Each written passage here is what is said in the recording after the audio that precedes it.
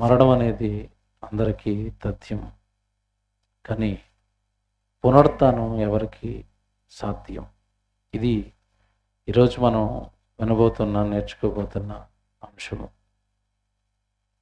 మరణము అందరికీ తథ్యం అనగా భూమి మీద పుట్టిన మనుషులందరికీ కూడా మరణం అనేది ఖచ్చితంగా వస్తుంది. అవునా కదా? మరణం రాకుండా బ్రతకగలిగే నరుడు భూమి మీద ఉన్నాడా? లేడు. ధనవంతుడు మొదలుకొని, చదువుకున్నవాడు మొదలుకొని, పేదవాడు మొదలుకొని, ఏమంటే చదువులేని పామరుడు మొదలుకొని, విద్యావేత్త, శాస్త్రవేత్త, మరి వ్యాపారవేత్త, మీరు ఎవరైనా తీసుకోండి, ఎంత ధనం ఉన్నా, ఎంత అధికారం ఉన్నా, ఎంత ఆస్తి ఉన్నా, ఖచ్చితంగా అందరినీ మరణం అనేది ఒకరోజు పలకరిస్తుంది. ఇది అందరికీ తెలుసు. Very good. మరణం వస్తుంది అని మనిషికి తెలుసు. జాగ్రత్తగా వినండి. మరణం వస్తుంది అని మనిషికి తెలుసు. ఎందుకంటే దేవుడు జనన మరణాలను మనుషులకు నిర్ణయించాడు. జన్మిచ్చింది దేవుడే, మరణించి ఆయన చెంతకు వెళ్ళాలి అని మరణ శాసనం రాసింది కూడా దేవుడే. మీరు చాలాసార్లు చదువుకుంటారు బైబిల్లో, నరులారా తిరిగి రండి. దేవుడి ఆహ్వానం ఇది. భూమి మీద ఉన్న తన పిల్లలకు దేవుడిచ్చిన ఆహ్వానం ఇది. నరులారా తిరిగి రండి అన్నాడు. ఏమంటే అక్కడ నరులారా రండి అని పిలవలేదు దేవుడు. ఏమని పిలిచాడు? తిరిగి రండి అన్నాడు. అంటే ఒకప్పుడు మనం అందరం కూడా ఎక్కడి నుండి బయలుదేరి వచ్చాం? పరలోకం నుండి బయలుదేరి ఈ లోకానికి వచ్చిన మనం ఈ లోకంలో ఉండే 60-70 ఏళ్ళు దేవుడి చిత్తానుసారం, దేవుడి ఇష్టానుసారం, దేవుడికి మహిమ తెచ్చే జీవితాన్ని జీవించి, దేవుడి నామానికి ఘనత తెచ్చే బ్రతుకును మనం బ్రతికి, మన జీవితాన్ని బట్టి, మన కుటుంబాన్ని బట్టి దేవుడికి కీర్తిని మనం సంపాదించి మరలా తిరిగి మనం అందరం కూడా పరలోకానికి తిరిగి వెళ్ళాలి. ఇది దేవుడి ఉద్దేశం. కానీ ఈరోజు జీవితాలు ఎలా ఉన్నాయి? మరణం వస్తుంది అని మనిషికి తెలిసిన మనిషి ఏమైనా మారుతున్నాడా? దేవునికి అనుకూలంగా బ్రతుకుతున్నాడా అని మనం ఆలోచించినప్పుడు అండి, మనం ఈరోజు లోకాన్ని చూస్తున్నప్పుడు ఎంతటి భయంకరంగా లోకం ఉందో మీకు తెలియదు కదండి. ఏ రోజు చూడండి పేపర్ నిండా చావులు, ఆస్తి కోసం చంపుకుంటున్న వాళ్ళు, శరీర కోరికలు తీర్చుకొని అవసరాలు తీరిపోయిన తర్వాత ఏమంటే ఆడపిల్లల్ని చంపేస్తున్న వాళ్ళు, ఆస్తుల కోసం చంపుకుంటున్న వాళ్ళు, ఉద్యోగాల కోసం చంపుకుంటున్న వాళ్ళు, చిన్న చిన్న మనస్పర్ధలు వచ్చి నరుక్కుంటున్న వాళ్ళు, ఆత్మహత్యలు చేసుకుంటున్న వాళ్ళు చాలామంది అండి. చావు అంటే ఈ మధ్యకాలంలో ఎలాగైపోయింది అంటే చాలా ఈజీ అన్నట్టుగా అయిపోయింది చావు. ఎందుకంటే ఒకప్పుడు మనకి చావు వార్త అక్కడక్కడ వినపడేవి. ఇప్పుడు చూడండి చావు అనేసరికి ఎంత చీప్ అయిపోయిందంటే చావు. పరీక్షలు రాసిన తర్వాత మార్కులు సరిగా రాకపోతే కూడా చచ్చిపోతాడట. ఇంత చీప్ అయిపోయింది చావు. ఏమండి, పరీక్ష రాసిన పిల్లోడు మంచి మార్కులు రాకపోతే ఏం చేస్తున్నాడు? ఈరోజు చచ్చిపోతున్నాడు. ఏమన్నా మంచి మార్కులు రాకపోతే ఇంకోసారి పరీక్ష రాయొచ్చు కదా. మీకు అర్థమైందా? ఇంకోసారి పరీక్ష రాస్తే మంచి మార్కులు వస్తాయా? వస్తాయి. ఆ మాత్రం దానికి చావుకి వెళ్ళిపోతున్నాడు. అంటే చావు అనగానే చాలా ఈజీ, చావు తర్వాత నాకు సుఖపడిపోతాను, చచ్చిపోతే నాకు ఇక ఏ బాధలు లేవు అని అనుకున్నాడండి మనిషి. పొరపడ్డాడు, పొరపాటు చేస్తున్నాడు. ఒకప్పుడు పేపర్లో అక్కడక్కడ చావులు కనపడేవి. ఎప్పుడో రేరుగా ఊర్లో మొత్తంలో ఎవరో ఒక ముసలావిడ చచ్చిపోవటమో, ఎవరో అనారోగ్యం బాగోక చచ్చిపోవటం మనం చూసేవాళ్ళం ఒకప్పుడు. ఇప్పుడు చూడండి, ప్రేమించుకుని చచ్చిపోతారు, పరీక్షలు పాస్ అవ్వకపోతే చచ్చిపోతారు, పంట పండకపోతే చచ్చిపోతారు, అత్త కోడలను తిడితే కోడలు ఉరేసేసుకుంటుంది. ఇదేంటిది అర్థం అవ్వట్లేదండి చావులు. అంటే ప్రతి చిన్నదానికి దేని దగ్గరికి వెళ్ళిపోతున్నాడు మనిషి? చచ్చిపోతాను చచ్చిపోతాను చచ్చిపోతాను. ఎందుకు చచ్చిపోతాను అనుకుంటున్నాడంటే చచ్చిపోయిన తర్వాత నేను ఏమవుతానంటే సుఖపడతాను అనుకుంటున్నాడు. కాదు, చచ్చిపోయిన తర్వాత అసలు బాధ ప్రారంభమవుతుంది. తెలీదు ఇది లోకానికి. దేవుని పిల్లలరా, మరణము తథ్యం. మరణము తథ్యం. ఖచ్చితంగా మనిషికి ఏమొస్తుంది? మరణం వస్తుంది. బైబిల్ చూద్దాం ఒకసారి. బైబిల్ చూద్దాం ఒక వచనం. కీర్తనల గ్రంథం 89వ కీర్తన 8వ వచనం, దయచేసి అందరూ బైబిల్ తీయండి. కీర్తనల గ్రంథం 89వ కీర్తన 48వ వచనం అండి. మరణమును చూడక బ్రతుకు నరుడెవడు, పాతాళము యొక్క వశము కాకుండా తన్ను తాను తప్పించుకొనగలిగిన వాడు ఎవడు? బాగా వినండి. మరణం అనేది అందరికీ వస్తుంది.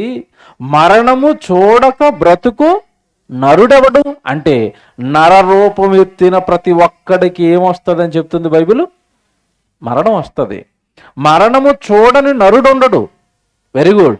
ఇప్పుడు భూమి మీద ఉన్న నరులేమనుకున్నారు, మనుషులేమనుకున్నారంటే నాకు మరణం వచ్చిందంటే అయిపోయింది అనుకున్నారు. కానీ ఇక్కడ దేవుడు ఏమంటున్నాడు? మరణము చూడక బ్రతుకు నరుడెవడు, మరణం తర్వాత ఎక్కడికి వెళుతున్నాడట? పాతాళం. పాతాళము యొక్క వశము కాకుండా తన్ను తాను తప్పించుకొనగలిగిన వాడు ఎవడు? ఎంత బాగా చెప్పాడు చూడండి దేవుడు. అంటే నీకు మరణం వస్తుంది, మరణంతో నువ్వు పులి స్టాప్ అనుకున్నావు, మరణంతో అంతం అనుకున్నావు, మరణంతో అంతా అయిపోయింది అనుకున్నావు. కానీ దేవుడు అంటున్నాడు మరణం తర్వాత నువ్వు మరో లోకానికి వెళుతున్నావు. ఏ లోకం అది? పాతాళ లోకం. Very good. ఓ ప్రశ్న అడుగుతానండి మిమ్మల్ని, జాగ్రత్తగా వినండి.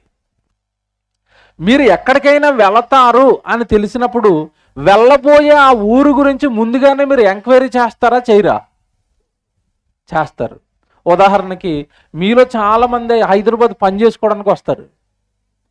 పని చేసుకోవడానికి హైదరాబాద్ వచ్చినప్పుడు ఆల్రెడీ ముందుగా హైదరాబాద్ పనికి వెళ్ళిపోయిన వాళ్ళని అడుగుతారా? ఎలాగుంటుందండి హైదరాబాదు, ఏ ప్రాంతంలో అయితే బాగుంటుందండి పని, ఎక్కడ జీతం ఎక్కువ ఇస్తారండి, ఎక్కడి నుంచి అయితే నేను త్వరగా మరలా మా ఊరికి రావడానికి వెసులుబాటుగా ఏ ప్రాంతం ఉందండి, హైదరాబాద్ ఎలాగుంటుంది అని అడుగుతారా, అడగరా? అడుగుతారు. అంటే వెళ్ళబోయే ఊరు గురించి, పనికి వెళ్ళబోయే ఊరు గురించి ముందుగానే మీరు ఒక అవగాహనకు వస్తారు, తెలుసుకుంటారు. Very good. ఇది మంచిది.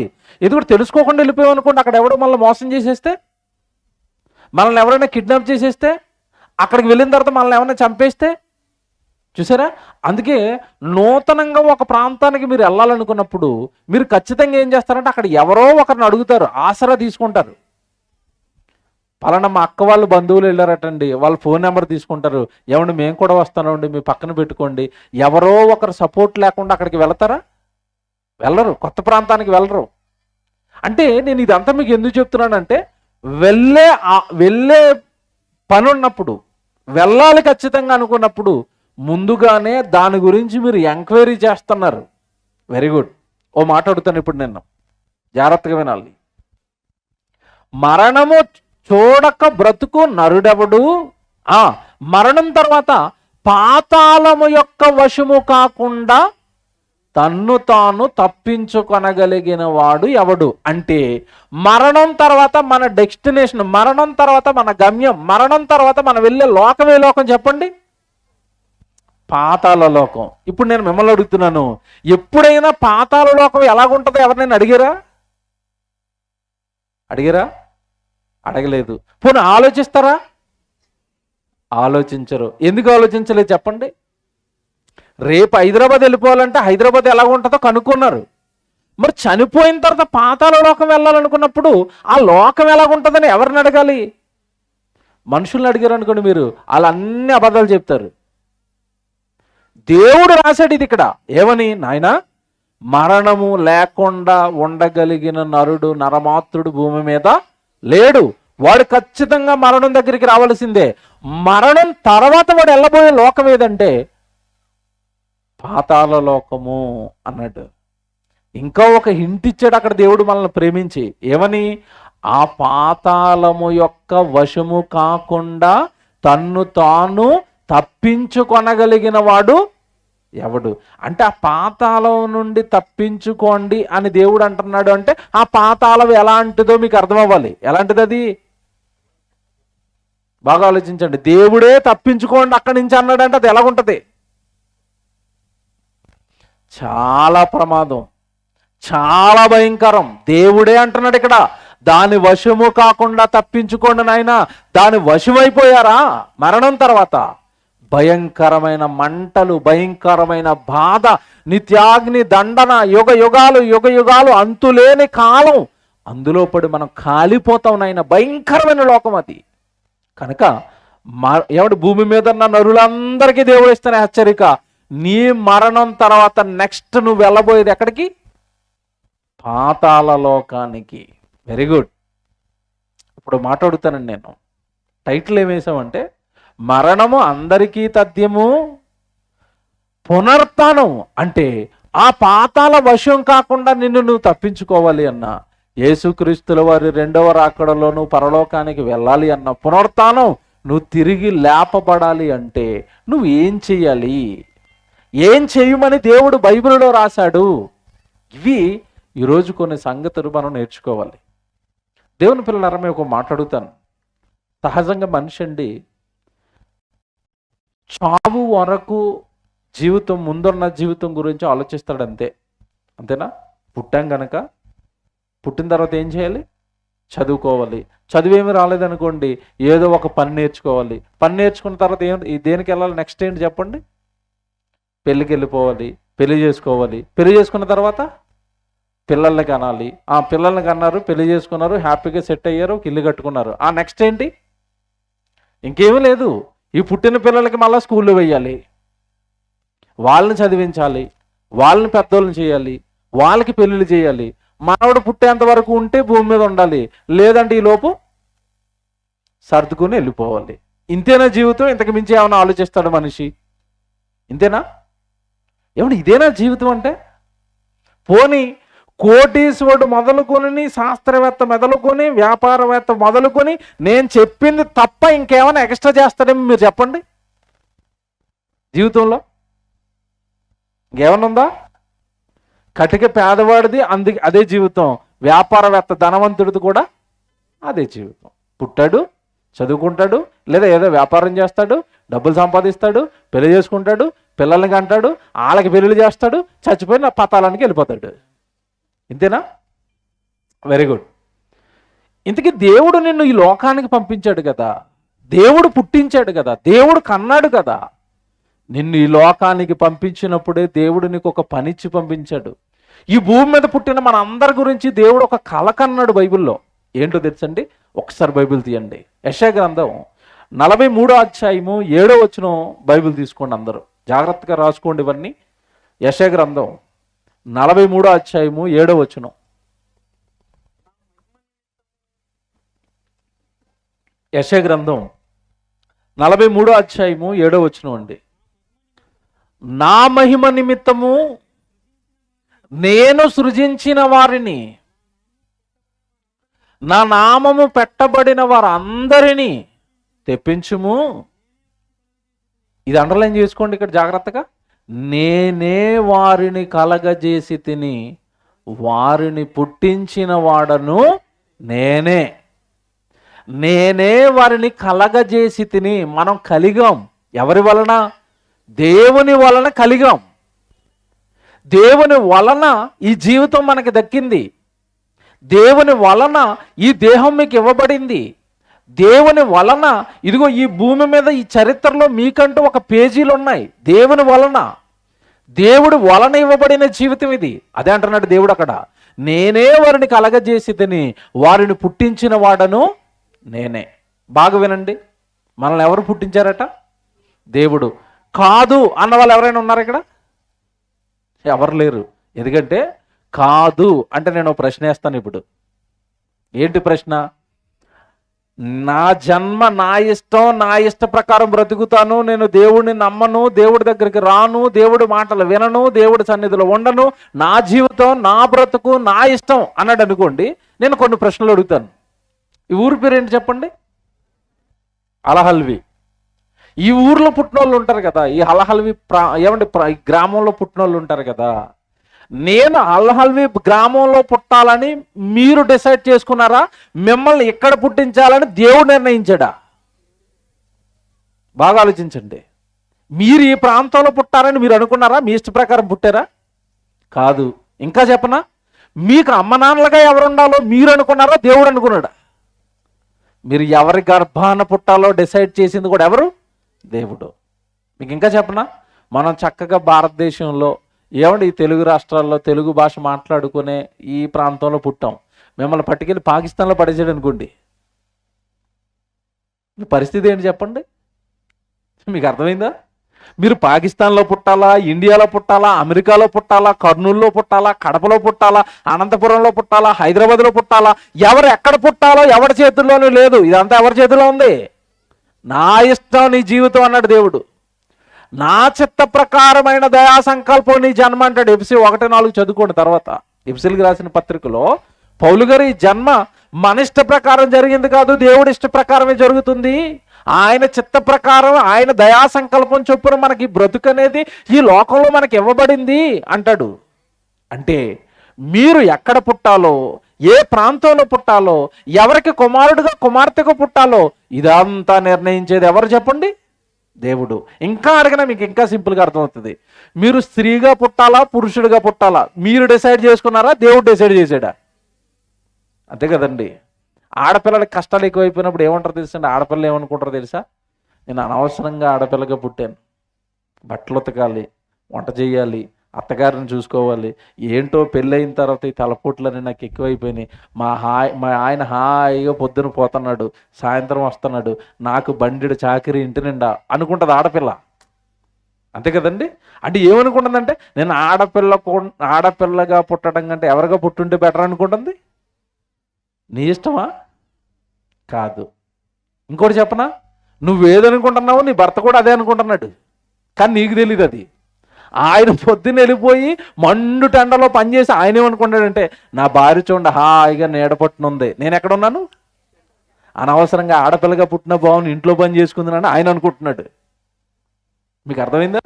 ఒకరికొకరు మాట్లాడుకోక కీచులాటలు తప్ప ఎవరి బాధలు వాళ్ళవి, ఎవరి కష్టాలు వాళ్ళవి, ఎవరి శ్రమ వాళ్ళది. ఇటు స్త్రీగా పుట్టాలా, ఇటు పురుషుడిగా పుట్టాలా ఎవరి చేతుల్లోనే ఉండదు. నిర్ణయించింది ఎవరు? దేవుడు. Very good. మీకు మాట్లాడుతాను ఇప్పుడు. నేనే వారిని కలగజేసి తిని వారిని పుట్టించిన వాడను నేనే అన్నాడు. ఇప్పుడు మనల్ని పుట్టించింది ఎవరు? దేవుడు. కన్ఫర్మా? కన్ఫర్మా? కన్ఫర్మ్. ఇంకో ప్రశ్న అడుగుతున్నాను, దేవుడు పుట్టించాడు అంటే దేహాలు ఎవరివి? దేహాలు ఎవరివి? నాది అన్నవాళ్ళు చేయలేపండి. మీకు ఎక్కడదని అడుగుతాను నేను. ఎక్కడదే? మా అమ్మగారు ఇచ్చారు అన్నారు అనుకోండి, మీ అమ్మగారి దగ్గరికి తీసుకెళ్ళి అమ్మాయి ఈవిడికి నువ్వు కాల్ చేసావా అని అడుగుతాను, కన్ను చేసావా అని అడుగుతాను, చేయి చేసావా అని అడుగుతాను, ముక్కు ఏమైనా చేసావా అని అడుగుతాను, 32 పళ్ళు నువ్వేమైనా నోట్లో పెట్టావా అని అడుగుతాను మీ అమ్మని. ఏమంటది మీ అమ్మ? నాకేం తెలుసు బాబా, అదేదో 9 నెలలు పొట్టలో ఉంది మోసాను అంతే, నాకేమీ తెలీదు. ఇంతకీ 9 నెలలు నిన్ను పొట్టలో పెట్టి నీకు అవయవాలన్నీ కట్టి ఒకానొక రోజు నిన్ను భూమి మీద పెట్టింది ఎవరన్నమాట? ఇప్పుడు దేవుడు. అంటే నీ దేహం నీది కాదు, ఎవరిది? దేవుడిది. వచనం చూస్తారా? బైబిల్లో ఉంటుంది డైరెక్ట్గా, మీకు తెలుసు. మీ దేహము దేవుని వలన మీకు అనుగ్రహించబడింది. చూస్తారా? కొరింథీయులకు రాసిన పత్రిక చూడండి ఎంత బాగుంటుంది అన్నమాట. కొరింథీయులకు రాసిన పత్రిక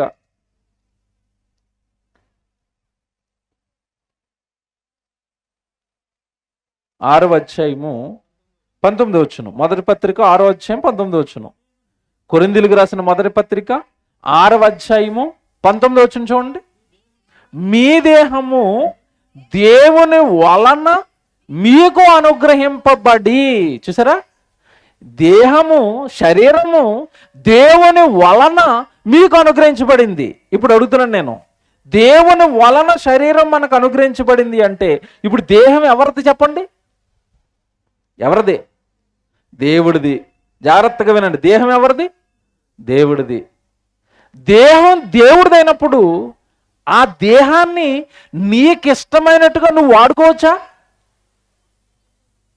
వాడుకోవచ్చా? సైలెంట్గా ఉన్నారు.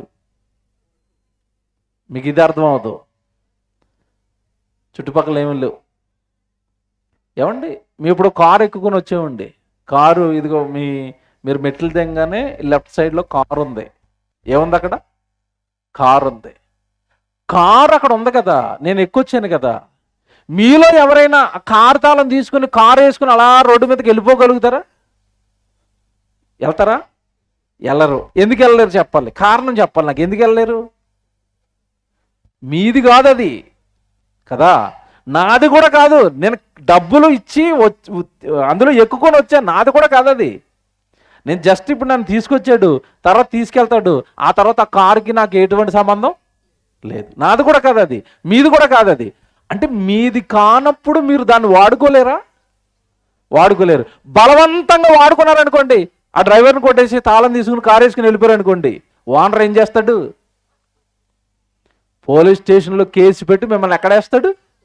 జైల్లో వేస్తాడు. అంటే మీది కాని దానిని మీరు ఎప్పుడు కూడా ఏం చేయకూడదు? వాడుకోకూడదు. అది అన్యాయం, అది అక్రమం, అది కేసు అవుతుంది. వెరీ గుడ్, ఇక్కడ వరకు జ్ఞానం ఉంది మనకి. ఏమంటే ఎదురుకుండా ఎవరో కోడిని పెంచుకున్నారు, పుంజు బాగా లావుగా ఎత్తుగా అయింది, నోరూరింది మీకు. ఓ రోజు కొట్టేశారు దాన్ని. దేన్ని? పుంజుని కొట్టేసి ఈకలు కూడా కనపడకుండా మొత్తం మీద ఎక్కడ కాల్చేసి మొత్తం మీద మాంసం తినేశారు. పెంచిన అతను ఊరుకుంటాడండి? నా కోడేమైపోయిందో, నా కోడేమైపోయిందో వెతుకుతాడు వెతుకుతాడు వెతుకుతాడు. మొత్తం మీద కొద్ది రోజులకి మీరు చేసిన నేరం బయటికి వస్తుంది. ఊరుకుంటాడా? కోడిని అతను పెంచాడు కనుక నువ్వు కోడి తినేస్తే ఊరుకోడా? అతని కారు నువ్వు వాడేస్తే ఊరుకోడా? అతని ఇల్లు నువ్వు వాడేస్తే ఊరుకోడా? అతని వస్తువులు నువ్వు ఏం వాడినా ఊరుకోడు. నీకు ఈ జ్ఞానం ఉంది కనుక ఎదుటివారి వస్తువుల దగ్గరికి నువ్వు వెళ్ళవు. అమ్మ మాది కాదండి, మేము వాడుకోకూడదని అంటావు. ఇప్పుడు నేను ప్రశ్న అడుగుతున్నాను, దేహం ఎవరిదని చెప్పింది బైబిల్? దేహం ఎవరిదంటున్నాడు? దేవుడిది. మరి దేవుడిది దేహం అయినప్పుడు ఆ దేహాన్ని దేవుడు నీకు ఎందుకు ఇచ్చాడు? ఉద్యోగం కోసమా? పిల్లల్ని కంటం కోసమా? పెళ్ళిళ్ళ కోసమా? పొలంలో పనిచేసుకోవడం కోసమా? హైదరాబాద్కి వెళ్ళిపోయి డబ్బులు సంపాదించుకోవడం కోసమా? ఇందుకేనా దేహం? కేవలం ఇందుకేనా దేహం ఇచ్చింది? చదువుదాం అక్కడ. మీరు చదువుకున్నారు కదా, కొరింథీయులకు రాసిన మొదటి పత్రిక 6వ అధ్యాయము 19వ వచనం. మీ దేహము దేవుని వలన మీకు అనుగ్రహింపబడి మీలో ఉన్న పరిశుద్ధాత్మక ఆలయమై ఉన్నదని మీరు ఎరగరా? మీరు విలువ పెట్టి కొనబడిన వారు గనుక మీరు మీ సొత్తు కారు. మీరు విలువ పెట్టి కొనబడిన వారు కనుక మీ దేహముతో దేవునిని మహిమపరచండి. ఇచ్చాడు చూడండి అసలు విషయం. దేహాలను దేవుడిచ్చింది దేనికట? మీ దేహాలతో దేవుడిని మహిమపరచండి. అంటే ఇప్పుడు మీకు అర్థమైంది, దేహం ఇచ్చింది దేవుడు, పరలోకంలో ఉన్న కన్న తండ్రిని మహిమపరుస్తావని, ఆయనకు మహిమ తెస్తావు అని, ఆయనకి కీర్తి తెస్తావని. ఇప్పుడు ప్రశ్న అడుగుతున్నాను నేను మిమ్మల్ని, జాగ్రత్తగా వినండి. ఇంతకీ దేహంతో ఏం చేస్తే దేవుడికి మహిమ వస్తుంది? ఎప్పుడైనా ఆలోచించారా? దేహంతో అమ్మాయిని తీసుకుపోవచ్చు కదా, ఒక కొంచెం సేపు అలా తీసుకెళ్ళండి, ఊరుకుంటుంది. దేహంతో ఏం చేస్తే దేవుడికి మహిమ వస్తుంది? ఎందుకంటే రండి, బైబిల్ మనం చదువుతున్నప్పుడు అలాగండి అర్థమైపోయినట్టుగా ఉంటుంది, కానీ ఏం అర్థం కాదు మనకి. ఇప్పుడు దేహంతో దేవుడిని మహిమపరచండి అన్నాడు. ఇంతకీ ఏం చేస్తే దేవుడికి మహిమ? ఏం చేస్తే దేవుడికి కీర్తి? దేహాలతో దేవుడిని మహిమపరచండి. వెరీ గుడ్, అక్కడ వరకు మనకు అర్థమైంది. ఇంతకీ ఏం చేస్తే మహిమ దేవుడికి? ఎప్పుడైనా ఆలోచించారా? ఇదంతా మీకు ఎందుకు చెప్తున్నాను అంటే, దేహంతో మనిషి ఏమనుకున్నాడు ఈరోజు అంటే, తినాలి, త్రాగాలి, సుఖించాలి, ఆనందించాలి, పెళ్లి చేసుకోవాలి, పిల్లలు కనాలి, ఆస్తులు కూడా కట్టుకోవాలి, పొలం కొనాలి, ఇల్లులు కట్టుకోవాలి, ఇదంతా చేసి చచ్చిపోవాలనుకుంటున్నాడు తప్ప, అసలు ఆ దేహాన్ని ఇచ్చిన దేవుడు ఆ దేహంతో నిన్ను ఏం చేయమన్నాడో తెలియకుండానే నీ జీవితాన్ని ముగిస్తున్నావు. అలా ముగించిన ప్రతి వారిని మరణం తర్వాత ఏం పట్టుకుంటుందో తెలుసా? పాతాళం పట్టుకుంటుంది. మరణం అనేది తప్పించుకోవడానికి ఛాన్స్ లేదు భూమి మీద. కానీ మరణం తర్వాత నీ జీవితం పాతాళానికి వెళ్ళిపోద్ది. కారణం, భూమి మీద ఉండగా నీ దేహాన్ని దేవుడిచ్చాడు అని, ఆ దేహంతో దేవుడికి మహిమ తెచ్చే పనులు నువ్వు చెయ్యాలి అని బైబిల్లో రాయించిన వాక్యాలు నమ్మి నీ జీవితాన్ని గనక దేవుడికి మహిమ తేడానికి గనక నువ్వు ఇవ్వకపోతే నీ జీవితం పాతాళానికి వెళ్ళిపోయి యుగయుగాలు కాలిపోతుంది.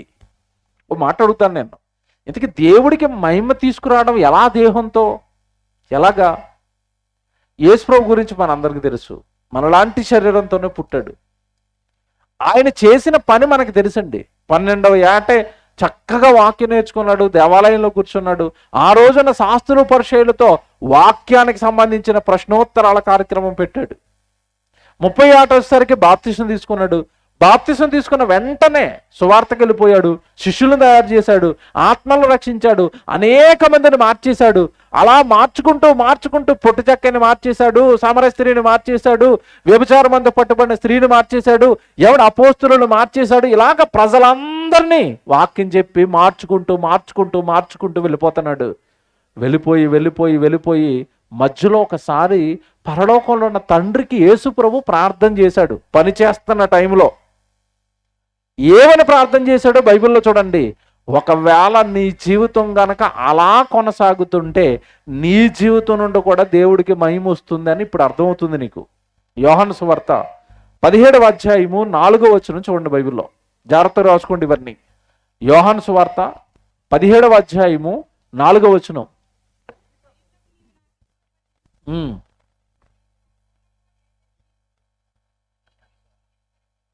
చాలండి.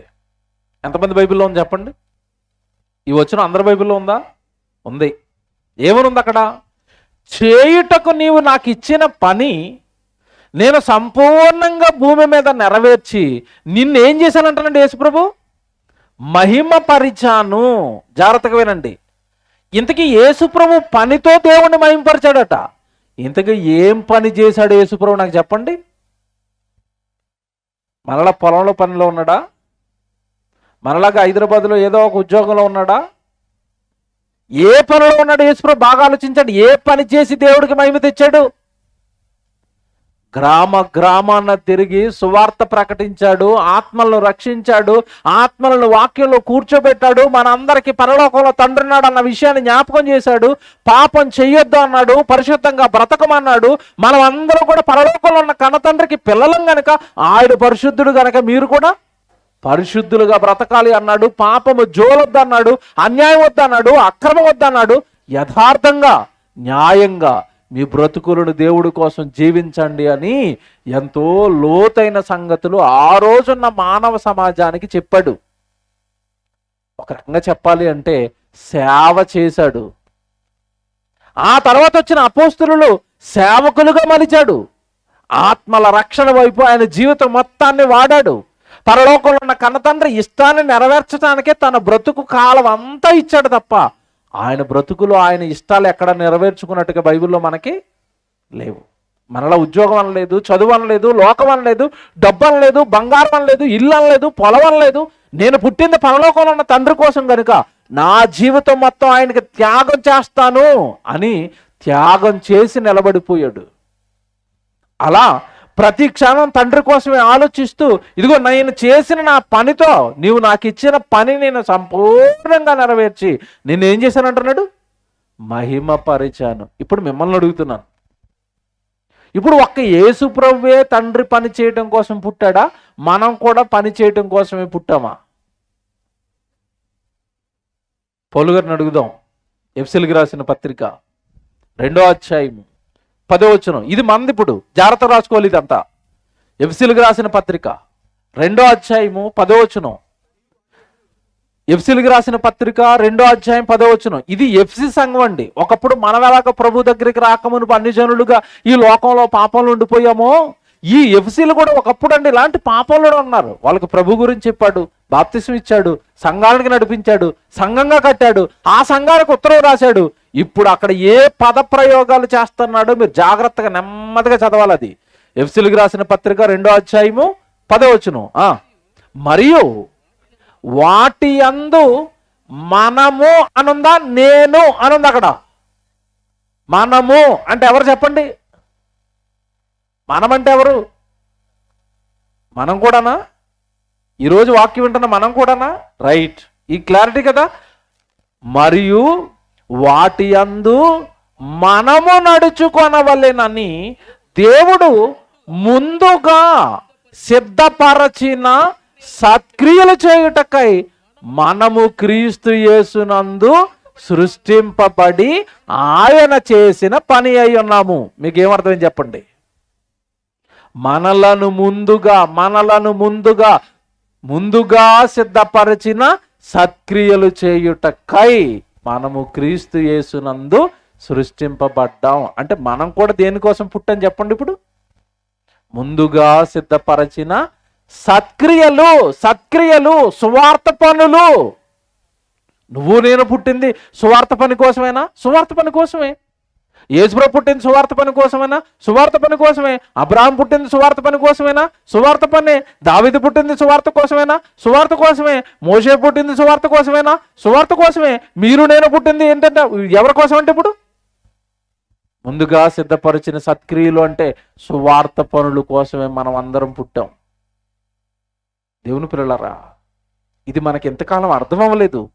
దేహాన్ని దేవుడు తన మహిమ కోసం ఇచ్చాడు అని, ఆ మహిమ సువార్త పని చేస్తే దేవుడికి మహిమ వస్తుంది అని, ఆ మహిమ జీవితాన్ని మనం కలిగి పరలోకంలో ఉన్న తండ్రి ఇష్టాన్ని నెరవేర్చటానికి మన దేహాన్ని ప్రతిరోజు వాక్యం చదవడానికి, వాక్యం నేర్చుకోవడానికి, వాక్యం ప్రకటించడానికి, ప్రకటించే వాళ్ళకి సహకారులుగా ఉండడానికి, ఏదో ఒక రకంగా మీ జీవితాలన్నీ కూడా పరిచర్యలో ఉండడానికి పరలోకంలో ఉన్న కన్న తండ్రి మిమ్మల్ని పుట్టించాడన్న సంగతి వాస్తవం బైబిల్ను బట్టి. పౌలు గారు నేను అనలేదు అక్కడ. ఏమని పదం వేశాడు అక్కడ? మనమందరం పుట్టింది సత్క్రియల కోసం, దేవుడి పని కోసం అన్నాడు.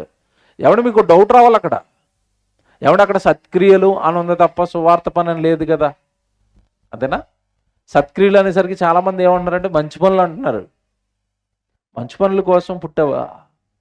మంచి పని అనగానే లోకంలో ప్రభు నమ్మనులు కూడా చాలామంది చేస్తున్నారు. అలాగే వాళ్ళు పరలోకం వెళ్తారా? నో.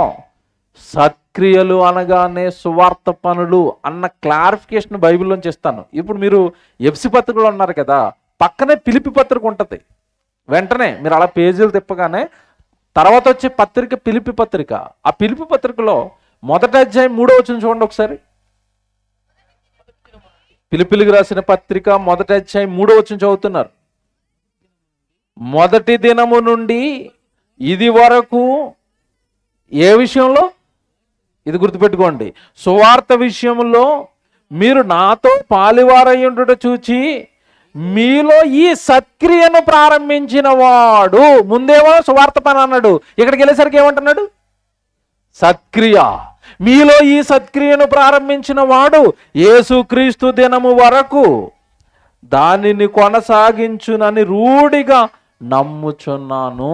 ఇదిగో ఫిలిప్పి సంఘమా, మొదటి దినము నుండి ఇది వరకు సువార్త విషయంలో మీరు నాతో పాలువారై ఉన్నారు కదా. మీలో ఎవరెవరైతే ఈ సువార్త పనుల్లో నాతో పాటు ముందుకొచ్చారో ఈ సత్క్రియను ప్రారంభించిన వాడు దీనిని మధ్యలో ఆపేయకండి. ఎప్పటి వరకు కొనసాగించాలట? అంతము వరకు, యేసుప్రభు రెండో రాకడ జరిగేంత వరకు కూడా మీరు ఈ సత్క్రియలు, ఈ సువార్త పనులను మీరు కొనసాగించండి అన్నాడు. దేవుని పిల్లలారా, మొదటి నుంచి వస్తున్నాడు మళ్ళీ. నేను మనిషి పుట్టాడు, ఈ లోకాన్ని చూశాడు, చావు పేరుతో ఈ లోకం నుంచి వెళ్ళిపోతున్నాడు. ఇదే జీవితం అన్న మాయలో పడిపోయి తింటాను, త్రాగుతాను, సంపాదించుకుంటాను, దేవుడు లేడు, సేవ లేదు, వాక్యం లేదు, సన్నిధి లేదు, పాట లేదు, పరిచర్య లేదు, సువార్త లేదు, సువార్తక సహకారం లేదు, ఏమీ లేకుండా దేవుడికి ఉపయోగపడని వాడుగా మనిషి ఈరోజు మిగిలిపోయాడండి. ఇలా మిగిలిపోతే దేవుడిచ్చిన దేహంతో దేవుడికి మహిమ తెచ్చే పనులు, సువార్త పనుల్లో నీ జీవితం కొనసాగకుండా నీ జీవితం ఎప్పుడు నీ కోసమే వాడుకుని గనక నువ్వు ముగించుకుంటే, ప్రారంభంలో చదివాం కదా వచనం, మరణము చూడక బ్రతుకు నరుడెవడు. అంటే ఎలా బ్రతికిన వాడైనా దేవుడికి ఒక రోజు దొరుకుతాడు. ఏ రోజు? మరణం ముందు చేతులు కట్టుకుని నిలబడవలసింది ఎవరి ముందో తెలుసండి? దేవుని ముందు. ఏం చేసావు నాకు అని అడుగుతాడు. నీ పిల్లలకి చేసుకున్నావు, నీ భార్యకి చేసావు, నీ భర్తకి చేసావు, మీ అమ్మకి చేసావు, మీ నాన్నకి చేసావు, మీ బంధువులకి చేసావు, నీ గ్రామానికి చేసావు, నీ స్నేహితులకు చేసుకున్నావు, నాకేం చేసావు అని అడుగుతాడు దేవుడు. సమాధానం ఏముంది? ఏం చేసావని దేవుడి కోసం చెప్పుకుంటాం. అదేంటండి, ఏదో ఒకటి చేసి చచ్చిపోవాలా దేవుడి కోసం? ఎస్. పరలోకం కావాలా? మృతుల్లో నుండి పునరుత్థానం కావాలా? చనిపోయిన వారిలో నుండి మీరు బ్రతకాలనుకుంటున్నారా? ఆ పునరుత్థానం దేవుడు ఎవరికి పడితే వారికి ఇవ్వటం లేదు. అదే ఈరోజు మీరు ఉండబోయే అసలైన సంగతి. అందరిని బ్రతికించడు, అందరినీ తిరిగి లేపడు. మరణం అయితే అందరికీ వస్తుంది, పునరుత్థానం మాత్రం అందరికీ రాదు. ఒక మాట అడుగుతాడు చూడండి దేవుడు బైబిల్లో మిమ్మల్ని. ప్రసంగి గ్రంథం 10వ అధ్యాయము 14వ వచనం చూడండి. ప్రసంగి గ్రంథం 10వ అధ్యాయము 14వ వచనం చూడండి.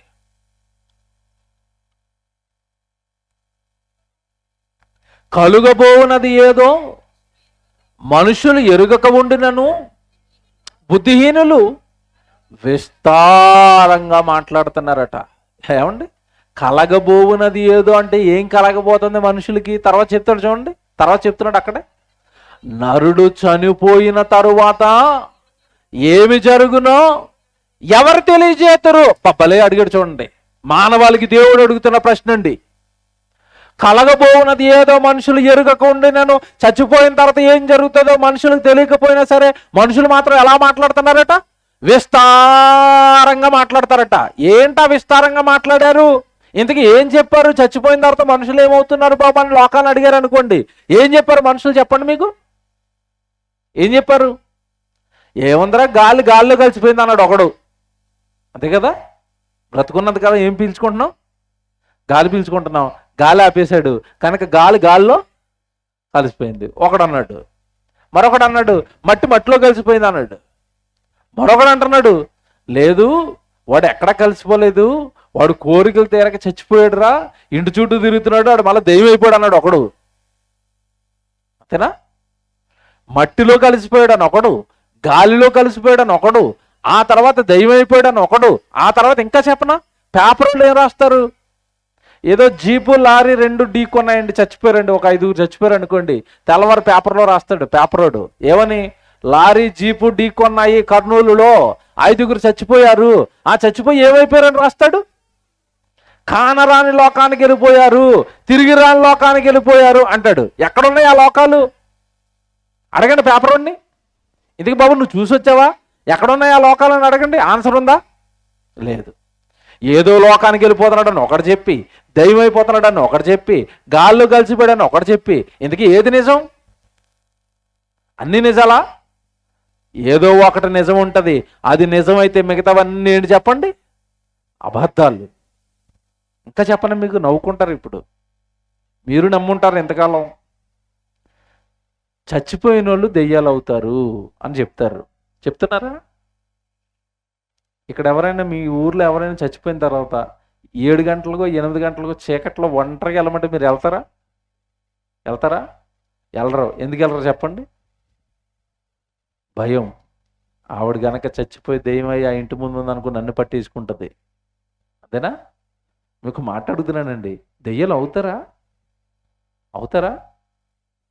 మీకు తెలిసింది చెప్పండి, అవుతారా?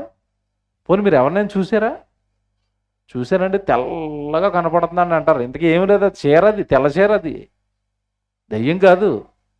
దెయ్యం అని మనసులో పెట్టుకుని తెల్లగా ఏది కనపడినా ఏమంటున్నారు? అక్కడ ప్లాస్టిక్ కవర్ ఎగిరిగింది అనుకుంటే, తెల్ల కవరు, అమ్మో నుండి దెయ్యం వెళ్ళిపోతుంది అలాగా. మీ మనసులో ఏం పెట్టేశారో తెలుసండి? మీ మనసులో ఏం పెట్టారో తెలుసా? కోరికలు తీరని వాళ్ళందరూ ఏమైపోతారంట? దెయ్యాలైపోతారు. మిమ్మల్ని అడగని ఒకటి, ఇప్పుడు మీ ఊర్లో బాగా పెద్ద ఆవిడ ఎవరు ఉందో ఒక ఆవిడని తీసుకోండి, బాగా ముసలావిడ, 90 ఏళ్ళు 100 ఏళ్ళు ఉన్న ముసలావిడ దగ్గరికి వెళ్ళి మీరు ఆవిడ దగ్గర కూర్చోబెట్టుకుని, అమ్మ ఇంక మరి ఈరోజో రేపో మీరు చచ్చిపోతారు కదా, మీ కోరికలన్నీ తీరిపోనియా అని అడగండి. ఏమంటది ఆవిడ? అన్నీ అయిపోయినాయి, ప్రశాంతంగా చచ్చిపోతాను కొడుక అంటదా? లేదురా, మాకు అనంతపురంలో మనవరాలు ఉంది, పెళ్ళి అవ్వలేదు, ఏమన్నా నన్ను అక్కడ తీసుకెళ్తే ఆ పెళ్లి చూసి చచ్చిపోతానంటది. అవునా? అంటే 90 ఏళ్ళు 100 ఏళ్ళు ముసలావిడ కూడా కోరికలు తీరి చచ్చిపోతుందా, తీరకుండా చచ్చిపోతుందా? తీరకుండా చచ్చిపోతుంది. ఇప్పుడు కోరికలు తీరిన వాళ్ళు అందరూ దెయ్యాలైపోతారంటే దెయ్యాలు ఎక్కువ ఉంటాయా, మనుషులు ఎక్కువ ఉంటారా? ఎందుకంటే ఎవడు కోరిక తీరి చచ్చిపోడు కదా. మీకు అర్థమైందా? ఇప్పుడు యాక్సిడెంట్లో రోజుకు 100 మంది చచ్చిపోతున్నారండి, వాళ్ళందరూ కోరికలు తీరి చచ్చిపోయారా? కాదే, ఎక్కడికో. ఇప్పుడు మీకు ఇంకా బాగా అర్థమవుతుంది. మొన్న ఒరిస్సాలో ట్రైన్ యాక్సిడెంట్ అయింది. ఎంతమంది చచ్చిపోయారు? 300 మంది చచ్చిపోయారు. ఇప్పుడు ఆ 300 మంది కోరికలు తీరి చచ్చిపోయారా? ఒకడు ఉద్యోగానికి వెళ్తున్నారు, ఒకళ్ళు వ్యాపారానికి వెళ్తున్నారు, ఒకళ్ళు కుటుంబాన్ని చూసుకోవడానికి వెళ్తున్నారు. అక్కను పోగొట్టుకున్న వాళ్ళు, అన్నను పోగొట్టుకున్న వాళ్ళు, కుటుంబాలు రోడ్డున పడ్డాయి. మరి వాళ్ళు 300 మంది దెయ్యాలు అయిపోయారు అనుకోండి, ఆ యాక్సిడెంట్ చేసిన వాడిని ఏం చేస్తారు? డ్రైవర్ని ఎందుకురా మమ్మల్ని చంపేవారు వాళ్ళ మీద కక్ష తీర్చుకోరు వెళ్ళి ఏరండి వాళ్ళు. తెలంగాణ ఉద్యమం టైంలో చాలామంది యువకులు బలైపోయారు. ఏరు వాళ్ళు. మనకి ఇంతకాలం కథలు చెప్పారండి, చచ్చిపోయిన వాళ్ళు ఏమైపోతారు? కథ ఇది, నమ్మకండి. అసలు పచ్చి అబద్ధం ఇది. ఎందుకు అబద్ధం అంటానంటే నా దగ్గర ఒక బలమైన ఆధారం ఉంది. ఏంటి ఆధారం అంటే, ఇప్పుడు చచ్చిపోయిన వాళ్ళందరినీ కూడా మీకు టీవీలో చూపించారు కదా దెయ్యాలుగా. మగ దెయ్యాలను చూపించారా, ఆడ దెయ్యాలను చూపించారా? దెయ్యం అనగానే ఆడోళ్ళు అయిపోతారని చూపించారా, మగవాళ్ళు అవుతారని చూపించారా? ఆడోళ్ళు ఎందుకు దెయ్యాలు అయ్యారు? మగ దెయ్యాలు ఉండవా? ఎప్పుడైనా ఆలోచించారా? ఇక్కడ స్త్రీలు ఉద్యమం చేయాలి సినిమా వాళ్ళ మీద, వీళ్ళు ఈ విషయాల్లో చేయరు. ఒరే దెయ్యాలు అనగానే మా ఆడోళ్ళు ఎందుకు దెయ్యం చేశారు అని ఒక్కడ ఫైట్ చేశారా? ఆడోళ్ళు చేయరు. ఇంకా చెప్పనా, దెయ్యానికి మళ్ళీ ఒక స్పెషల్గా యూనిఫామ్, స్కూల్ యూనిఫామ్ ఉన్నట్టు. ఏమి యూనిఫాము? తెల్ల చీరే కట్టుకుంటుందట, బ్రతుకుండగా అన్ని రంగులు కట్టుకుంటుందట, మల్లెపూలే పెట్టుకుంటుందట, అవయవాలన్నీ బాగుంటాయట, కాళ్ళు మాత్రం వెనక్కుంటాయట, శ్మశానంలోనే ఉంటుందట. మరి అక్కడేముందో, కోరికలు తీరకపోతే శ్మశానంలో ఏముంది? చింత చెట్టు ఎక్కుతుందట, చీకట్లో ఉంటుందట. బతుకుండగా ఎవడైనా చీకట్లో కానీ చింత చెట్టు మీద కానీ ఉంటాడండి? ఉండడు. కోరికలు తీర్చుకోవాలంటే జనం మధ్యలో ఉండాలా, చీకట్లో ఉండాలా? మీరు చెప్పండి నాకు. కోరికలు ఎక్కడ తీరుతాయి? జనం మధ్యలో. చీకట్లో ఉంటుందట, శ్మశానంలో ఉంటుందట. ఇవన్నీ కళ్ళబోలు కథలు చెప్పారండి. దేవుడికి కోపం వచ్చి అక్కడ ఒక మాట అన్నాడు, మీరు చదువుకున్న వచ్చిన మీకు అర్థమైందో లేదో. దేవుడికి కోపం వచ్చింది. ఏమన్నాడు తెలుసా? బుద్ధిహీనులు ఇలా విస్తారంగా నరుడు చనిపోయిన తర్వాత ఏం జరుగుతుందో తెలియకపోయినా మాట్లాడుతున్న వాళ్ళందరికీ దేవుడు పెట్టిన పేరేంటో తెలుసా? బుద్ధిహీనుడాడు. వాడికి బుద్ధిలాగా మాట్లాడతాడు. అవన్నీ నేను చెప్పాలి. చనిపోయిన తర్వాత ఆత్మ ఏమవుతుందో, ఆత్మల సృష్టికర్తను, ఆత్మలను సృష్టించిన వాడిని నేను చెప్పాలి. ఆత్మ గురించి వాడేం చెప్తాడు? ఆడు చచ్చిన తర్వాత ఆడేమవుతాడు ఆడికే తెలీదు. ఆడు నీకేం చెప్తాడు? కనుక నరుడు చనిపోయిన తర్వాత ఏదో జరుగుతుందట. అదే కదా వచ్చినాం అక్కడ మనకి. మళ్ళా చదవండి జాగ్రత్తగా, 14 వచ్చిన మళ్ళా చదవండి. కలుగబోవునది ఏదో మనుషులు ఎరుగక ఉండినను బుద్ధిహీనులు విస్తారంగా మాట్లాడుదురు. నరుడు చనిపోయిన తర్వాత ఏమి జరుగునో, చూసారా? ఇక్కడ ఆగిపోవాలి మీరు. నరుడు చనిపోయిన తర్వాత ఏమి జరుగునో అంటే ఏదో జరుగుతుంది. కానీ లోకం ఏమనుకుంది? చనిపోతే అయిపోయింది అనుకుంది. చూసారా? చనిపోయిన తర్వాత ఏదో జరుగుతుందని దేవుడు చెప్తున్నాడు, చనిపోతే అయిపోయిందని లోకం అనుకుంది. కనుక లోకం ఎక్కడ మోసపోయిందో ఒక వచనం చూపిస్తాను ఇప్పుడు నేను. పుట్టాం, లోకాన్ని చూసాం, అందంగా ఉంది, రుచులు ఉన్నాయి, రంగులు ఉన్నాయి, ఆనందాలు ఉన్నాయి, సుఖాలు ఉన్నాయి. సంతోషించాలి, ఆనందించాలి, తినాలి, త్రాగాలి. ఎందుకంటే చచ్చిపోయిన తర్వాత ఇంకేమీ లేదు. యెషయా గ్రంథం ఎలాగ ఆలోచిస్తాడో మనిషి, భూమి మీద ఉన్న తన బ్రతుకాలం అంతా మనిషి ఎలాగ ఆలోచిస్తున్నాడో, ఎలాంటి ఆలోచనలతో మోసపోయాడో దేవుడు పలుకుతున్నాడు. చూడండి, యెషయా గ్రంథం 22వ అధ్యాయము 13వ వచనం బైబిల్ చూద్దాం. చూడండి, యెషయా గ్రంథం 22వ అధ్యాయం 13వ వచనం చూడండి. యెషయా గ్రంథం 22వ అధ్యాయము ఏమండి 13వ వచనం. రేపు చనిపోదుము కనుక, అబ్బా ఏంటట నెక్స్ట్? చచ్చిపోయేలోపు ఏం చేయాలా? తినాలి, నెక్స్ట్ త్రాగుదము అని చెప్పి, ఇప్పుడు తినటంలో తాగటంలో కూడా మళ్ళీ ఎలాంటివి తినాలి? దొండకాయ, బెండకాయ, కాకరకాయ, చిచ్చిచ్చి ఏమి కాదట. ఏమి వేస్తాడట తినడానికి? Only non వెజే.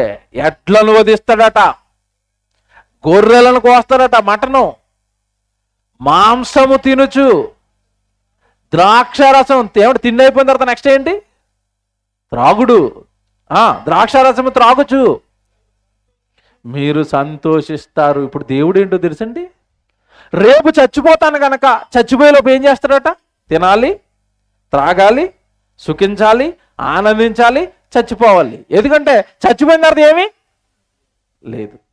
యవనస్తులను చూడండి, యవన పిల్లల్ని ఒరే దేవుడి దగ్గరికి రారా, గుళ్ళో ఉండరా, పరిచర్య చేయరా అంటే యవన పిల్లలు ఏమంటారు తెలుసా? ఇప్పుడు మేము ఏ వయసులో ఉన్నాం? యవ్వనంలో ఉన్నాం. ఏం చేసే వయసు అట యవ్వనం వయసు?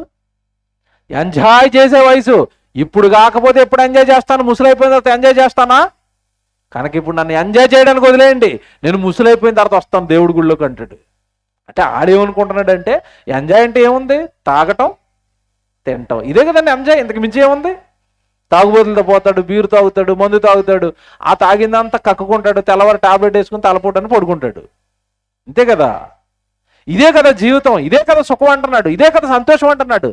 ఏమండి, ఈరోజు లోకం ఎక్కడ మోసపోతుందో దేవుడు చెప్పాడండి. రేపు చచ్చిపోతాం కనుక తిందాం త్రాగుదాం అంటే, చచ్చిపోయిన తర్వాత ఏమీ లేదు కనుక చనిపోయే లోపు తిని తాగి నేను ఏం చేయాలి? చచ్చిపోవాలి. ఈ జబ్బు ఎక్కడ వరకు అంటించారో చెప్తాను నేను. తిని త్రాగే జబ్బు ఎక్కడ వరకు అంటించారంటే, మనిషి చచ్చిపోయాడండి. తాగాడు తాగుబోతు చచ్చిపోయాడు. చచ్చిపోయిన తర్వాతనండి నేను లైవ్లో చూశానండి. ఒక క్రైస్తవుల మీటింగ్లో సమాధి కార్యక్రమం జరిగింది, అయిపోయింది. 3వ రోజున ఏదో కార్యక్రమం చేశారు.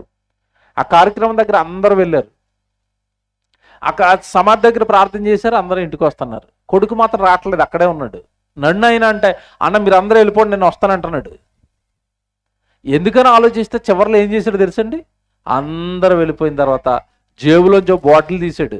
ఏం బాటిల్? మందు బాటిల్ తీసి వాళ్ళ నాన్న కరెక్ట్గా తల ఎటువైపు పెట్టారో అక్కడ మందు బాటిల్ తెట్టేసి ఇంటికి వస్తున్నాడు.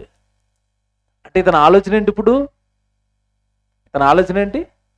మా నాన్న బ్రతుకుండగా తాగి తాగి తాగి తాగి లివర్లు పోగొట్టుకుని చచ్చాడు.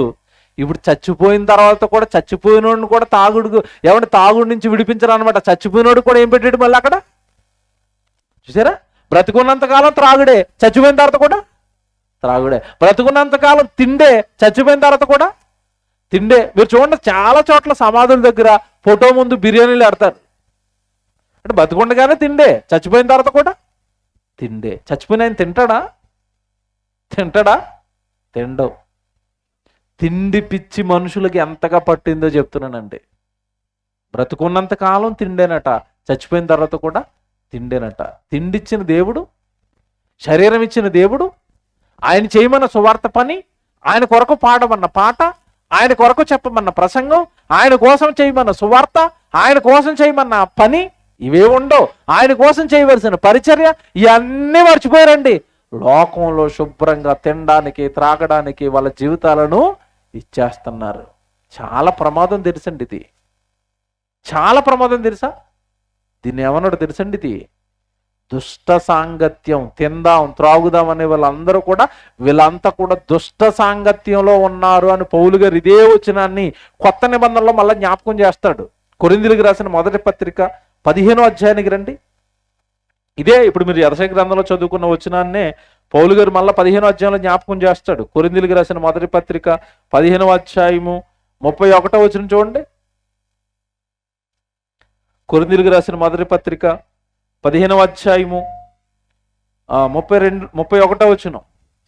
సహోదరులారా, మన ప్రభు అయిన క్రీస్తు యేసునందు మిమ్మును గూర్చి నాకు కలిగిన అతిశయము తోడు నేను దినదినము చనిపోచున్నానని చెప్పుదును. మనుష్య రీతిగా నేను ఎఫెసులో మృగములతో పోరాడిన ఎడల నాకు లాభమేమి? మృతులు లేపబడని ఎడల. చూసారా? ఇది ఎక్కడి నుంచి జాగ్రత్త చదువుకోవాలి మీరు. మృతులు లేపబడని ఎడల రేపు చనిపోదుము గనుక తిందము త్రాగుదము. చూసారా? చచ్చిపోయిన తర్వాత బ్రతుకులేదనుకోండి, నేను కూడా మీకులాగే తినడానికి త్రాగడానికే బతికేసేవాడిని. కానీ నేను ఎఫెసులో మృగాలతో పోరాడాను. ప్రభువుని ఎఫెసులో ఉన్న పట్టణంలో ఆ రోజున మూర్ఖులు ఒప్పుకోకపోతుంటే యేసుప్రభుని వాళ్ళ మెడలు వంచి వాళ్ళతో పోరాటం చేసి ఎఫెసులో సంఘాన్ని కట్టాను. నేను ప్రభువుని కట్టాను. చాలా కష్టపడ్డాను, చాలా శ్రమలు పడ్డాను, చాలా హింసలు పడ్డాను, చాలాసార్లు జైల్లోకి వేసేశారు, చాలాసార్లు రాళ్లతో కొట్టేశారు. ఇదంతా నేను ఎందుకు చేశానో తెలుసా? మృతులలో నుండి నాకేం కావాలి? పునరుత్థానం కావాలి, సువార్త ప్రకటించాలి, దేవుడి పక్షాన పని చేయాలి. ఒకవేళ మృతులకి పునరుత్థానమే లేదనుకోండి, చచ్చిపోయిన వాళ్ళే బ్రతకరనుకోండి, నేను కూడా మీకులాగే తిని త్రాగి చచ్చిపోయేవాడిని. కానీ అది కాదు కదా జీవితం. తినడానికి కాదు కదా పుట్టింది, త్రాగడానికే కాదు కదా పుట్టింది, సంతోషించడానికి కాదు కదా పుట్టింది, ప్రభు పని చేయడానికి కదా మనం పుట్టాము. అదే పౌలు గారు ఎంత బాగా చెప్పాడు చూడండి, ఎంత బాగా చెప్తాడు చూడండి. ఎఫెసులో నేను మృగములతో పోరాడిన ఎడల మృతులు ఏమాత్రమును లేపబడని ఎడల రేపు చనిపోదము గనుక తిందము త్రాగుదాం. మోసపోకండి. తర్వాత ఇక్కడ చూడండి ఏమనుందో, మోసపోకండి, తిందాం త్రాగుదాం సుఖిద్దాం, ఇదే జీవితం, చచ్చిపోయిన తర్వాత ఏమీ లేదనుకుని ఈ జీవితం 60-70 ఏళ్ల జీవితం మట్టుకు గనకే మీరు ఆలోచించి మీరు బ్రతికేస్తున్నారు అంటే మీరందరూ ఏమైపోతున్నారట? మోసపోయారు మీరంతా. కళ్ళ ముందు ప్రభు చచ్చిపోయి తిరిగి లేచాడే, అపోస్తలుడు మీ కళ్ళ ముందే చచ్చిపోయి పునరుత్థానానికి రెడీగా ఉన్నారే. మనకు కళ్ళ ముందు పునరుత్థానం జరిగిన, చనిపోయిన యేసు ప్రభు తిరిగి లేచిన, మనము తిరిగి లేవడానికి ప్రభువులో మనం దేవుడి కోసం బ్రతకాలన్న ఆలోచన లేకపోతే ఎలాగా? రేపు చనిపోదాం గనక తిందము త్రాగదాం అనుకునేవాడు దేంట్లో ఉన్నాడట? మోసపోకండి. దుష్ట సాంగత్యము మంచి నడవడిని చెరుపును. అంటే రేపు చచ్చిపోదాం కనుక తిందాం త్రాగుదాం అని వాళ్ళందరినీ ఎవడు పట్టాడంటే ఇప్పుడు దుష్ట సాంగత్యం అంటే వాళ్ళందరినీ ఎవరు ఆవరించాడు? దుష్టుడు ఆవరించాడు. ఎలా చెప్పనా? ఇందాక నేను అన్న మాటే, ఒరే యవ్వన కాలంలో ఉన్నావునరా, తినాలి.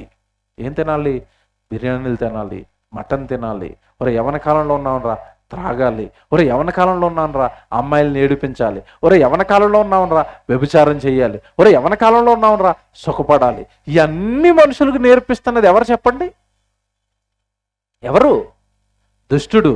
అదే దేవుడు ఏమని నేర్పిస్తాడో తెలుసా? యవ్వన కాలమున కాడి మోయుట నరునికి మేలు. అంటే యవ్వన కాలంలో నా సువార్త ఎత్తుకో. ఒక యేసుప్రభు యవ్వన కాలంలో ఎత్తుకున్నాడు, పేతురు గారు యవ్వన కాలంలో ఎత్తుకున్నాడు, యోహాను గారు యవ్వన కాలంలో ఎత్తుకున్నారు.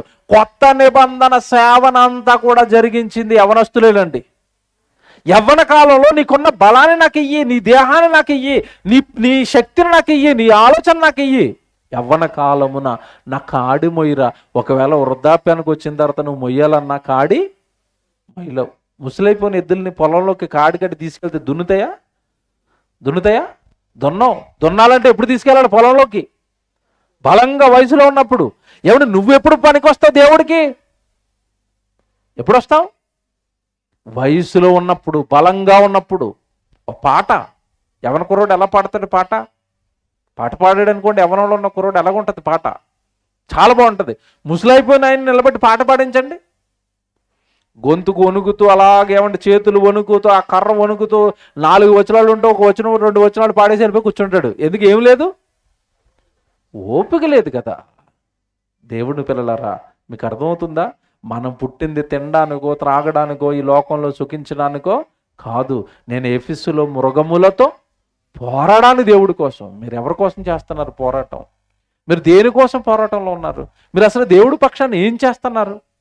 ఒక మీటింగ్ పెట్టడం అంటే పోరాటం అండి, ఒక సభ పెట్టడం అంటే పోరాటం అండి, దేవుడి కోసం ఒక కార్యక్రమం చేయటం అంటే పోరాటం అండి. ఎన్నో ఇరుకులు, ఎన్నో ఇబ్బందులు ఉంటాయి, ఆర్థికంగా ఎంతో నష్టపోతాం దేవుడి కార్యక్రమం కోసం. ఇవన్నిటిని భరించి దేవుడి కోసం బ్రతకగలిగిన శక్తి మనలో ఉండాలి. లేదా మృతులలో నుండి మనకు పునరుత్థానం కలగటం చాలా కష్టం. నేను చెప్పింది కాదు ఇది, బైబిల్లో చూపిస్తాను. ఇప్పుడు నేను పౌలు గారు సౌలుగా ఉన్నప్పుడు ఎంతటి భయంకరుడో మీకు తెలియదు కాదు. సంఘాన్ని హింసించాడు. సువార్తకి వెళ్తున్న వాళ్ళని, ఎవడు ప్రార్థనకి వెళ్తున్న వాళ్ళని, స్త్రీలను సైతం ఈడ్చుకుని వచ్చేసాడు. అలాంటి పౌలు గారే చనిపోయిన తర్వాత నేను బ్రతకాలంటే ఏం చేయాలని అంటున్నాడో ఒక్కసారి బైబిల్ తీయండి. ఫిలిప్పీయులకు రాసిన పత్రిక. చనిపోయిన తర్వాత ఎవరైనా బ్రతకాలనుకుంటున్నారా? ఇదిగో పౌలు గారు ఒక స్టేట్మెంట్ ఇస్తున్నాడు, ఎలాగైతేనే బ్రతుకుతారు. ఫిలిప్పీయులకు రాసిన పత్రిక. ముగించుకుందాం. ఫిలిప్పీయులకు రాసిన పత్రిక 3వ అధ్యాయము 10వ వచనం చూడండి. ఫిలిప్పీయులకు రాసిన పత్రిక 3వ అధ్యాయము 10వ వచనం. ఫిలిప్పీయులకు రాసిన పత్రిక 3వ అధ్యాయం 10వ వచనం. అందరూ తీసుకోండి. ఏ విధము చేతనైనను మృతులలో నుండి నాకు పునరుత్థానము కలగవలెనని ఆయన మరణము విషయంలో సమాన అనుభవము గలవాడనై ఆయనను ఆయన పునరుత్థాన బలమును ఎరుగు నిమిత్తమును ఆయన శ్రమలలో పాలివాడగుట ఎట్టిదో ఎరుగు నిమిత్తమును సమస్తమును నష్టపరుచుకొని వాటిని పెంటతో సమానముగా ఎంచుకొనుచున్నారు. సమస్తాన్ని ప్రభు కోసం ఏం చేశాడట? నష్టపరుచుకున్నాడట.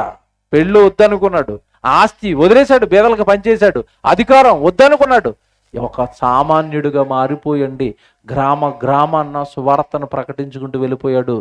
ఆ ప్రభు కోసం సమస్తాన్ని ఏం చేశాడట?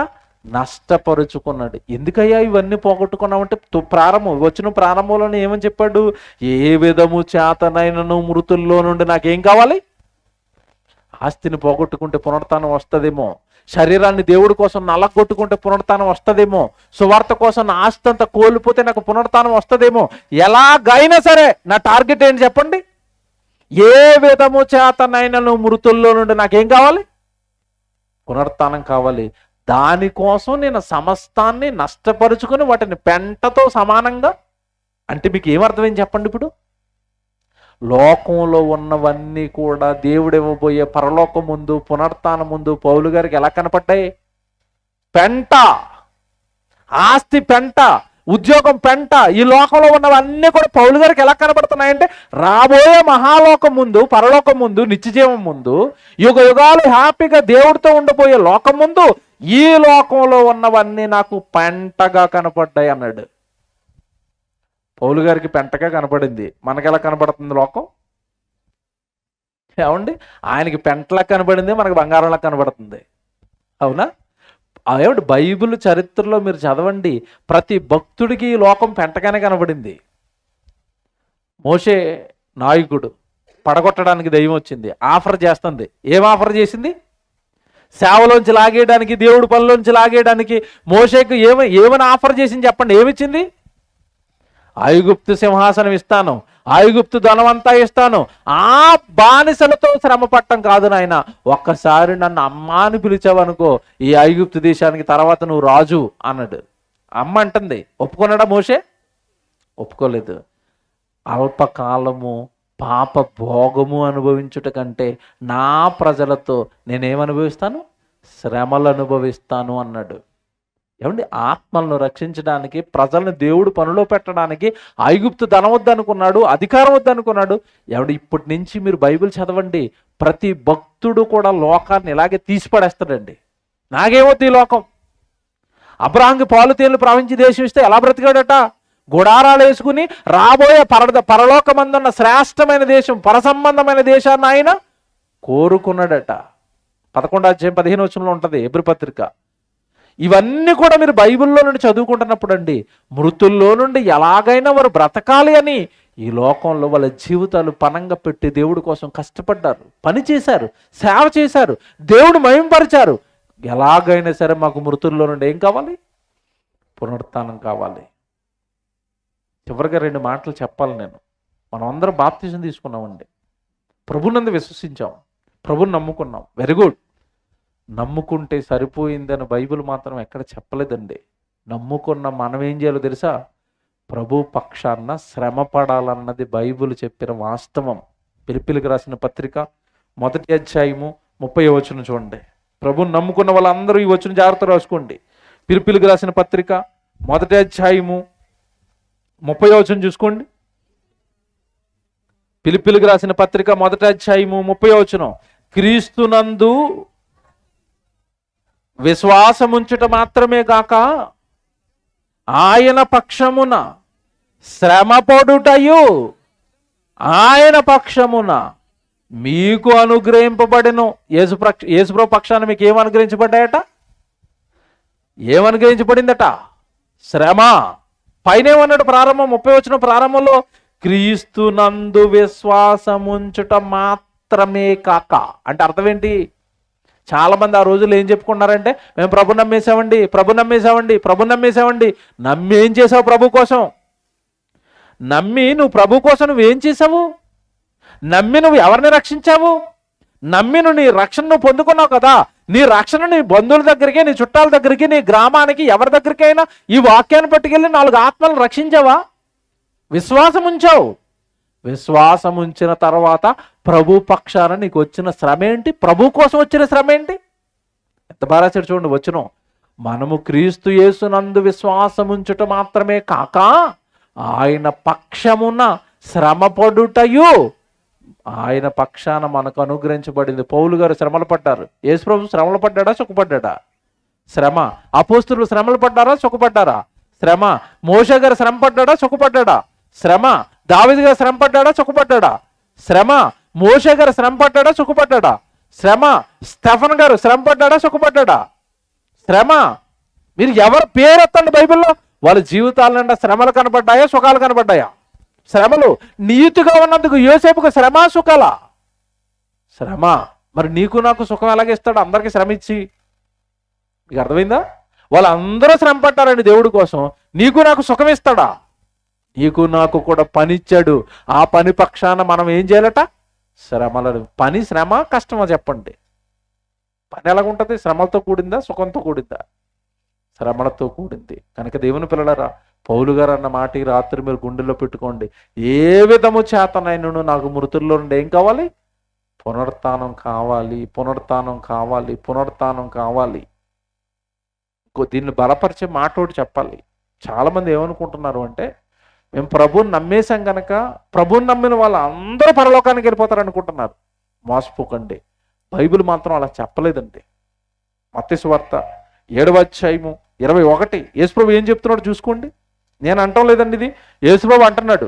ఎవరికి ఇస్తాడో పరలోకాన్ని డిసైడ్ చేసి యేసుప్రభువే ఎవరికి పరలోకాన్ని ఇస్తానంటున్నాడో ఒకసారి మీరు బైబిల్ తీసుకోండి. మత్తయి సువార్త 7:21 ప్రభువా ప్రభువా అని నన్ను పిలుచు ప్రతి వాడును పరలోక రాజ్యములో ప్రవేశింపడు అని ఉందా? అందరూ వెళ్ళిపోతారని ఉందా? ఉందా బైబిల్లో? ఉంది. ఏమనుంది? ప్రభువా ప్రభువా అని నన్ను పిలుచు ప్రతి వాడును పరలోక రాజ్యానికి రాడు.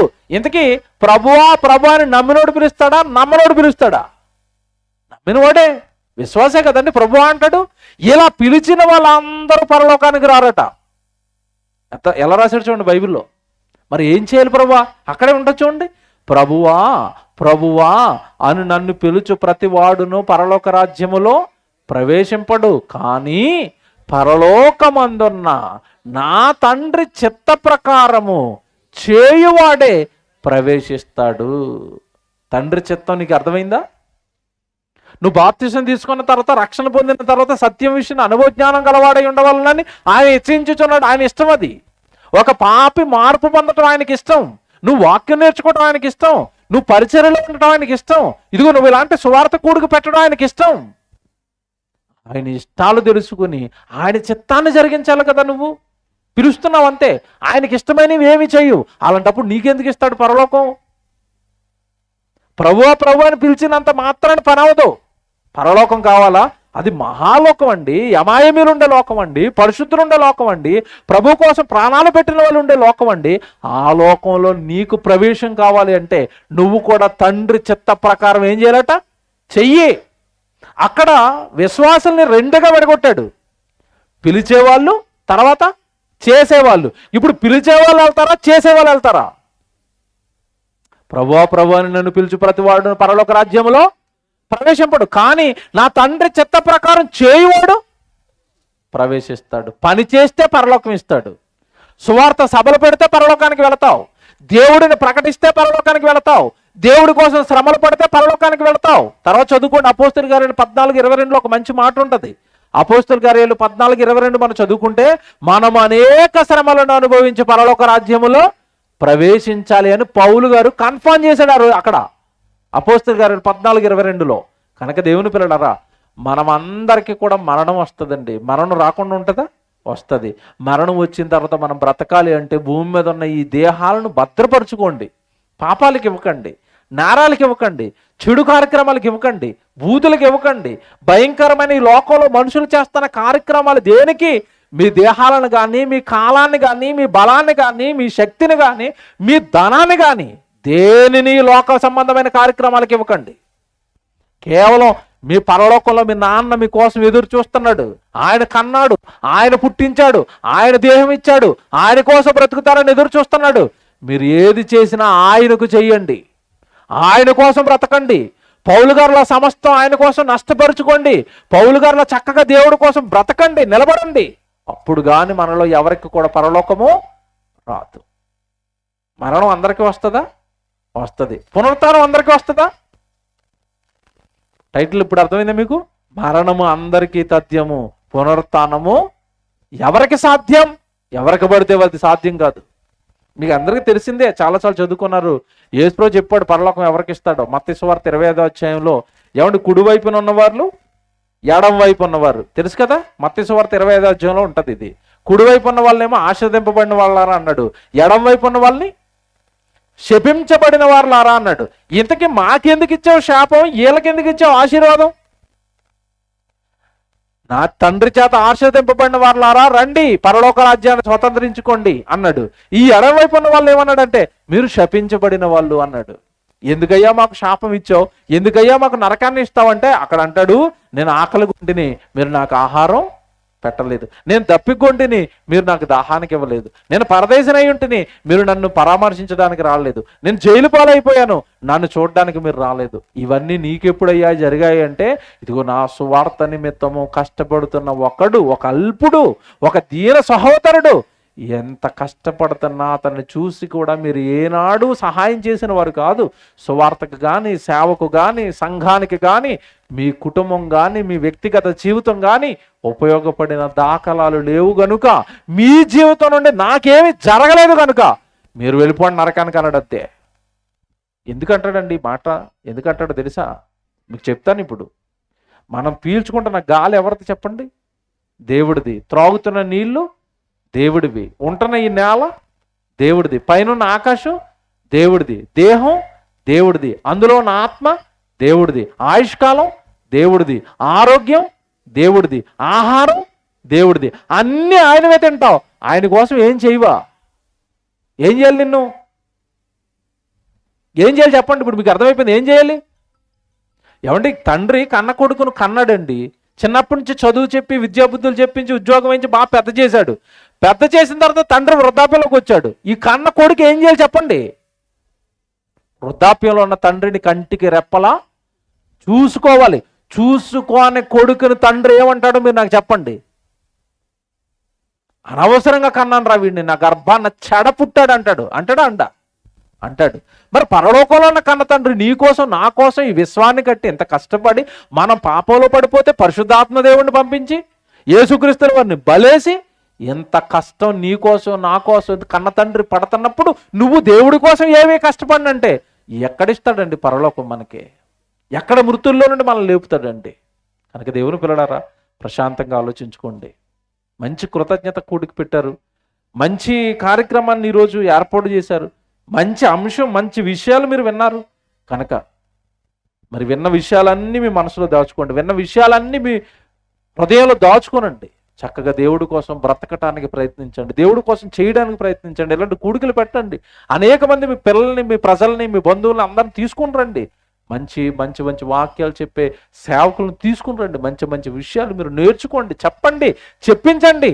ఎప్పుడు కూడా సేవలో ఉండడానికి, సన్నిధిలో ఉండడానికి, దేవుడి వాక్యంలో ఉండడానికి ప్రయత్నించండి. ఎందుకంటే లోకం బాగోలేదండి. సన్నిధిలోంచి బయటికి వెళ్ళారనుకోండి, లోకం ఎలాగుంది? నేరాలు, బూతులు, పాపాలు అస్సలు బాగోలేదు కదండి. దేవుడి సన్నిధి ఎలాగుంది చెప్పండి? ఇక్కడ కూర్చుంటే మీకు ఎలాగుంది? ప్రశాంతంగా ఉంది. దేవుడు మాటలు, పరలోకంలో ఉన్న కన్న తండ్రి ఆశలు మీకు కనబడుతున్నాయి. ఆయన పిల్లలంగా మనకి దేవుడు మనతో మాట్లాడుతున్నాడు. కనుక దేవుడి సన్నిధిని కోరుకోండి. లోకంలో ఎక్కువగా ఉండటం తగ్గించండి. సన్నిధిలో కూర్చోండి, దేవుడి మాటలు వినండి. పరలోకం కోసం పని చేసుకుంటూ పరలోకం కోసం ఎదురు చూడండి.